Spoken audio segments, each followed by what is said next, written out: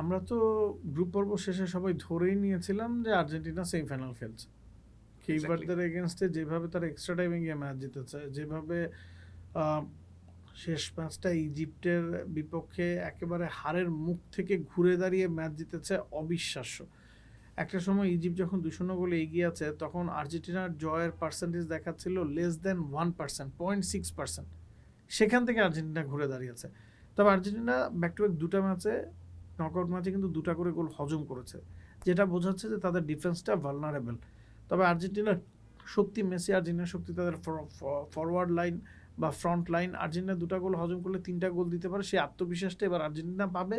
Argentina বিশ্বকাপের ইতিহাসে 13 বার এমন পজিশনে পড়েছিল যেখানে তারা 2-0 গোলে পিছিয়ে ছিল। কখনোই তারা ওই 2-0 গোলের মানে পিছিয়ে থাকা অবস্থায় কামব্যাক করতে পারেনি। আমরা আর্জেন্টিনা বলতেই বুঝতাম আর্জেন্টিনাকে আগে গোল করতে হবে। আর্জেন্টিনা গোল হজম করলে বিশ্বকাপের মতো জায়গায় তারা ঘুরে দাঁড়াতে পারে না। এই আর্জেন্টিনা দলটা কিন্তু সেই আত্মবিশ্বাসটা এখন পাচ্ছে যে না, আমরা যদি একটা গোল হজম করি উই ক্যান কাম ব্যাক। দুটা গোল হজম করলে ইট উইল বি ডিফিকাল্ট, কারণ মিরাকেল প্রতি ম্যাচে ঘটে না।